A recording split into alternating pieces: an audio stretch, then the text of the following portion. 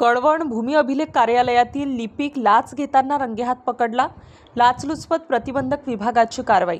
कळवण तालुक्यातील भूमी अभिलेख कार्यालयातील लिपिक विजय हनुमंत गवडी यास लाच घेताना लाचलुचपत प्रतिबंधक विभागाच्या एसीबी पथकाने रंगेहात पकडले।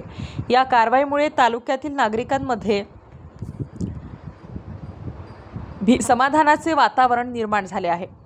तक्रारदार मनोज रामदास जाधव राहणार कळवण यांनी त्यांच्या वडिलोपार्जित शेतजमिनीचे मोजमाप करून अहवाल तयार करण्यासाठी लिपिक गवडी यांना 8,000 रुपयांच्या लाचेची मागणी केली होती।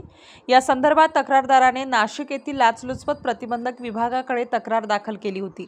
त्यानुसार दिनांक 31 जुलै रोजी सापळा रचण्यात आला आणि त्यावेळी गवडी याने तक्रारदाराकडून 3,000 रुपयांची लाच स्वीकारताना भूमी अभिलेख कार्यालयातच रंगेहात पकडण्यात आले।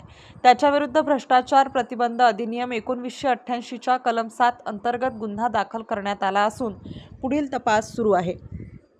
या घटनेमुळे कळवण तालुक्यातील नागरिकांतून प्रशासनाकडून अशा भ्रष्ट कारभारावर अखेर कारवाई होत असल्याची सकारात्मक प्रतिक्रिया उमटत आहे। अनेक शेतकरी व आदिवासी बांधवांकडून यापूर्वीही कार्यालयातील कर्मचाऱ्यांकडून आर्थिक शोषण केल्याच्या तक्रारी होत्या, मात्र कारवाई न झाल्यामुळे नाराजी होती। या कारवाईनंतर प्रशासनाकडून पारदर्शक आणि जबाबदार वर्तनाची अपेक्षा वाढली आहे।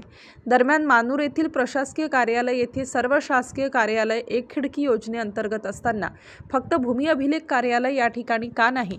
सदर कार्यालयात सीसीटीव्ही कॅमेरा का बसवण्यात आला नाही? सदर कार्यालयाच्या कामकाजासंबंधी फॉर्म बाहेरील आवारात एका खासगी घरात का उपलब्ध करून दिले जातात? असा संतप्त सवाल कळवणवासियांकडून व्यक्त केला जात आहे। दादा, तुमचं नाव सांगा। दीपक दत्तात्रय बोरसे। कुठले तुम्ही? एकला।